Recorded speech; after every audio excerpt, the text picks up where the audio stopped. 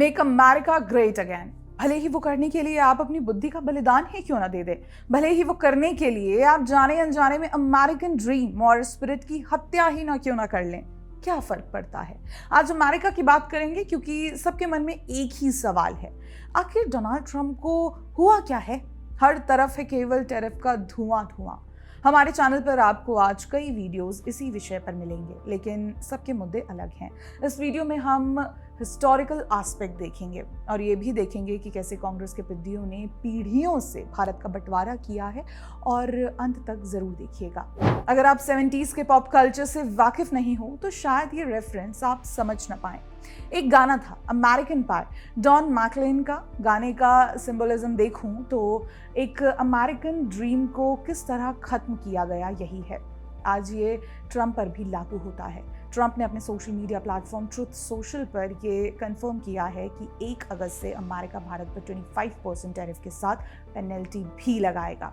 ये टैरिफ भारत के कई हाई परफॉर्मिंग एक्सपोर्ट सेक्टर पर लागू होंगे, जैसे steel, aluminium, smartphones, games, jewellery, auto components. वहीं फार्मास्यूटिकल्स, सेमीकंडक्टर्स और क्रिटिकल मिनरल्स इन टैरिफ से एग्जेम्प्ट हैं। अपने अगले पोस्ट में डोनाल्ड ट्रंप कहते हैं कि उन्हें ये फर्क नहीं पड़ता कि भारत रूस के साथ कुछ भी करे, दोनों ही अपनी डेड इकोनॉमीज एक साथ डुबाएंगे। उन्हें क्या, हम भारत के साथ काफ़ी कम बिजनेस करते हैं, लेकिन उसका टैरिफ रेट बहुत ज़्यादा है, among the highest in the world. क्या आप जानते हैं अमेरिका में ड्रग प्रॉब्लम कितनी बड़ी है? एक साल में यानी 2022 में करीब 1,08,000 लोग ड्रग ओवरडोज से मारे गए थे। जस्ट सेइंग, अमेरिका में ड्रग प्रॉब्लम बहुत बड़ी है और उसके मेंटल इफेक्ट्स तो हम सब जानते ही हैं। ऐसे में सबसे महत्वपूर्ण सवाल, भाई किस हिसाब से आपको 7 साल से दुनिया की फास्टेस्ट ग्रोइंग इकोनॉमी डेड लगती है? कौन सा नशा करते हो तुम? इन्हीं 7 सालों में यही इकोनॉमी टॉप 5 इकोनॉमीज में आई है, और 7 साल में आप सत्ता में आए गए फिर से आए, पर भारत फास्टेस्ट ग्रोइंग इकोनॉमी ही था। इन्हीं के साथ भारत 4th लार्जेस्ट इकोनॉमी भी है। और रूस की बात करूं तो परचेज पावर पैरिटी को जब एडजस्ट किया जाए तो रूस 4th लार्जेस्ट इकोनॉमी है। ऐसे में सर, डेड रियली? कौन है जो आपको ऐसे इनपुट्स दे रहे हैं? भाई जिस हिसाब से इनके मेल्टडाउन्स हो रहे हैं, कहीं ये राहुल गांधी स्कूल ऑफ मेल्टडाउन्स इन्हें ऑनररी डॉक्टरेट ना दे दे। भारत सरकार ने इन टैरिफ्स का जवाब बड़े ही सावधानी से देते हुए स्टेटमेंट रिलीज किया है कि वो इस सिचुएशन और इम्प्लीकेशंस को स्टडी कर रही है और एक फेयर ट्रेड एग्रीमेंट नेगोशिएट करने के लिए समर्पित है। एक तरफ जहां भारत सरकार अपने नागरिकों और उनके फायदे के लिए नेगोशिएशंस कर रही है, कांग्रेस और उनके पिद्दियों का अलग ही खेल चल रहा है। जयराम रमेश, केसी वेणुगोपाल, सुप्रिया श्रीनेत से लेकर ध्रुव राठी तक सभी इस विषय पर काफ़ी चेस्ट थम्पिंग कर रहे हैं। पहले इनका दावा था कि प्रधानमंत्री मोदी अमेरिका के आगे झुक जाएंगे और ट्रेड डील साइन कर लेंगे। अब इन्हें दिक्कत है कि भाई साइन क्यों नहीं किया? देखो टैरिफ लग गया। चाहते क्या हो आप? ये कुछ नहीं चाहते, ये केवल अपना असली चेहरा दिखाना चाहते हैं, और वो है भारत विरोधी नैरेटिव को जीत दिलाना। जब ऐसे लोग भारत में मौजूद हों तो दुश्मनों की क्या ज़रूरत?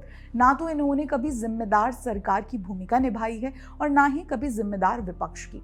इन्हें इस बात की खुशी है कि भारत झुका नहीं, इसलिए अब टैरिफ लगेंगे। ये अक्सर भारत विरोधी बातों पर ही खुश क्यों होते हैं, हमें तो पता है, आप भी सोचिए। इतिहास में झांक कर देखूं तो ऐसा पहली बार नहीं है जब अमेरिका का एंटाइटलमेंट दिखा हो और कांग्रेस की कावर्डनेस। ये हमेशा ही बाहरी ताकतों के सामने झुके हैं, लेकिन हिपोक्रेसी का अपना मजा होता है।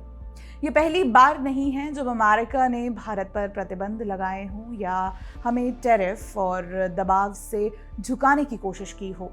पोखरण तो याद ही होगा ना आपको, जब भारत में 1974 में बना पहला न्यूक्लियर टेस्ट किया। अमेरिका ने तुरंत भारत पर टेक्नोलॉजिकल और न्यूक्लियर रिस्ट्रिक्शंस लगा दिए।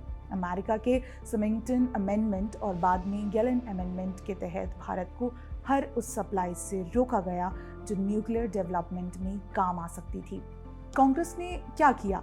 इंदिरा गांधी की सरकार उस समय अमेरिका के इस कदम के सामने झुकी नहीं। लेकिन आगे चलकर राजीव गांधी की सरकार में IMF और वर्ल्ड बैंक की लाइन पकड़ी गई। 80s और 90s में अमेरिका के दबाव में कई टेक्नोलॉजिकल डील्स कैंसिल हुए और विज्ञान से जुड़े पोर्टफोलियोज की कटौती हुई। वहीं 1998 में पोखरण में जैसे ही भारत ने फिर न्यूक्लियर टेस्ट किया, प्रेसिडेंट बिल क्लिंटन ने भारत पर कॉम्प्रिहेंसिव इकोनॉमिक सैनिटेशंस लगाए, जिसमें वर्ल्ड बैंक से लोन बंद, टेक्नोलॉजी ट्रांसफ़र पर रोक और डिप्लोमेटिक बहिष्कार शामिल थे। कांग्रेस ने तब भी वही किया जो वो आज कर रही है। तब भी विपक्ष में थी, आज भी विपक्ष में है। लाइन वही अमेरिकी। इन टेस्ट से भारत को क्या मिला?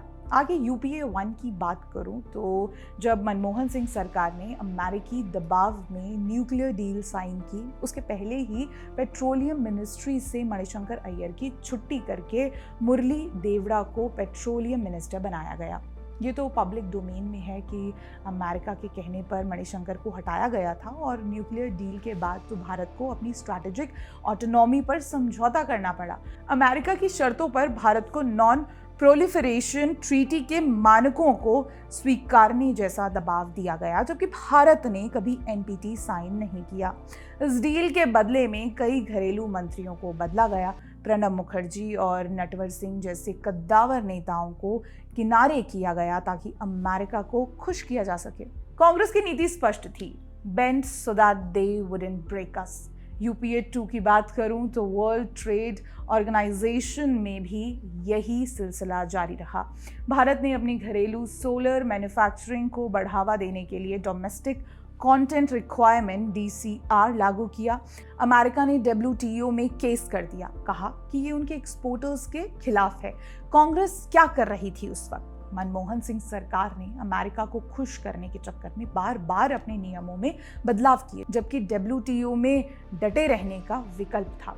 भारत केस हार भी गया, लेकिन कांग्रेस ने अमेरिका से कोई सख्त रुख नहीं अपनाया, जबकि बाद में मोदी सरकार ने वही अमेरिका के खिलाफ WTO में स्टील और एल्यूमिनियम टैरिफ पर काउंटर केस फाइल किया और जीत हासिल की।